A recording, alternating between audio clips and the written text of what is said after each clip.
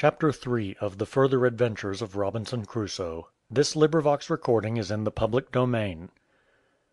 The Further Adventures of Robinson Crusoe by Daniel Defoe. Chapter 3 Fight with Cannibals.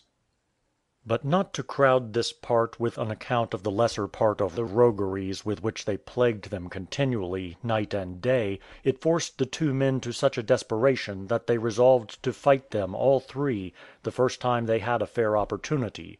In order to do this they resolved to go to the castle, as they called my old dwelling, where the three rogues and the Spaniards all lived together at that time, intending to have a fair battle, and the Spaniards should stand by to see fair play. So they got up in the morning before day, and came to the place, and called the Englishmen by their names, telling a Spaniard that answered that they wanted to speak with them.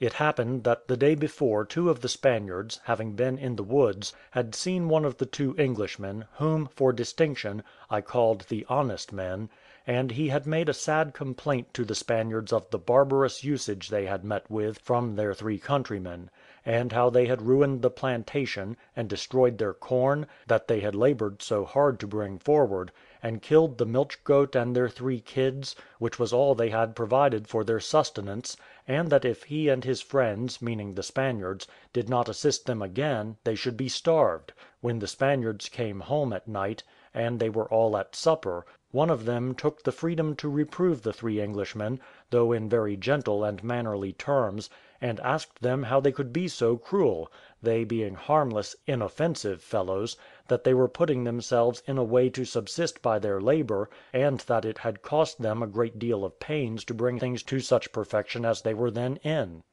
One of the Englishmen returned very briskly, "What had they to do there? That they came on shore without leave, and that they should not plant or build upon the island, it was none of their ground."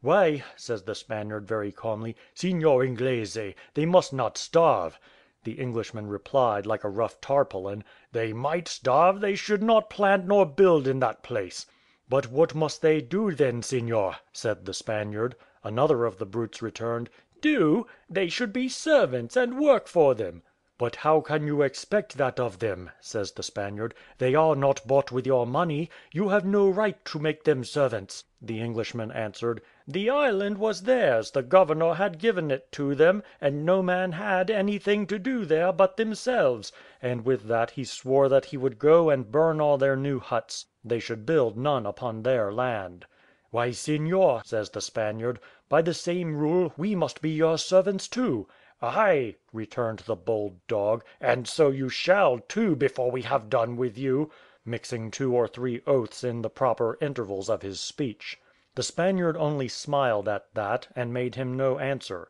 However, this little discourse had heated them, and starting up, one says to the other, I think it was he they called Will Atkins, "Come, Jack, let's go and have t'other brush with them; we'll demolish their castle. I'll warrant you they shall plant no colony in our dominions."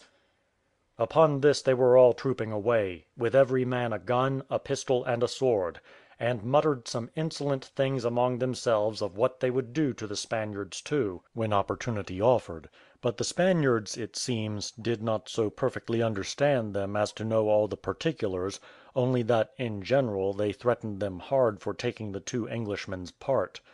Whither they went, or how they bestowed their time that evening, the Spaniards said they did not know, but it seems they wandered about the country part of the night, and then lying down in the place which I used to call my bower, they were weary and overslept themselves. The case was this: they had resolved to stay till midnight, and so take the two poor men when they were asleep, and as they acknowledged afterwards, intended to set fire to their huts while they were in them, and either burn them there or murder them as they came out. As malice seldom sleeps very sound, it was very strange they should not have been kept awake. However, as the two men had also a design upon them, as I have said, though a much fairer one than that of burning and murdering, it happened, and very luckily for them all, that they were up and gone abroad before the bloody minded rogues came to their huts.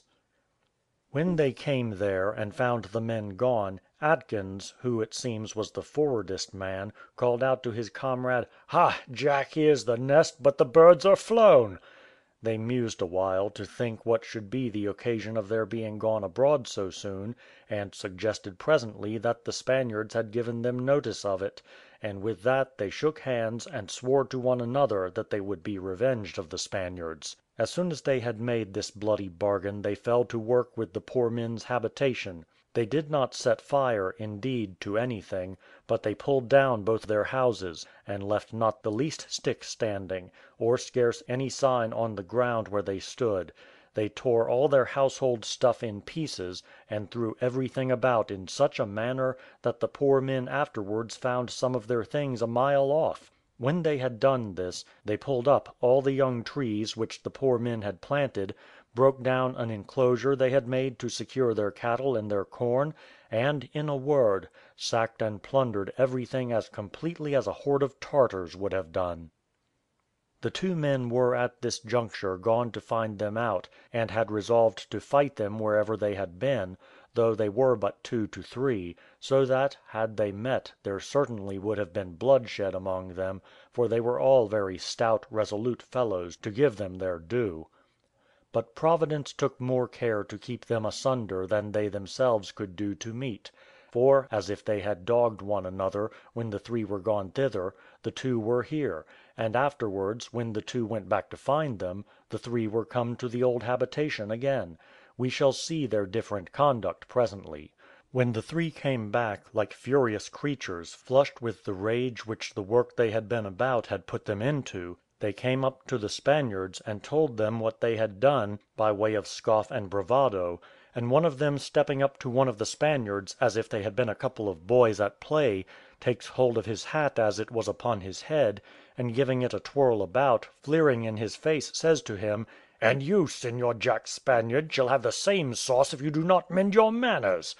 The Spaniard, who, though a quiet civil man, was as brave a man as could be, and withal a strong, well made man, looked at him for a good while, and then, having no weapon in his hand, stepped gravely up to him, and with one blow of his fist knocked him down as an ox is felled with a poleaxe. At which one of the rogues, as insolent as the first, fired his pistol at the Spaniard immediately. He missed his body, indeed, for the bullets went through his hair, but one of them touched the tip of his ear, and he bled pretty much. The blood made the Spaniard believe he was more hurt than he really was, and that put him into some heat, for before he acted all in a perfect calm, but now resolving to go through with his work, he stooped, and taking the fellow's musket whom he had knocked down, was just going to shoot the man who had fired at him, when the rest of the Spaniards, being in the cave, came out, and calling to him not to shoot, they stepped in, secured the other 2, and took their arms from them.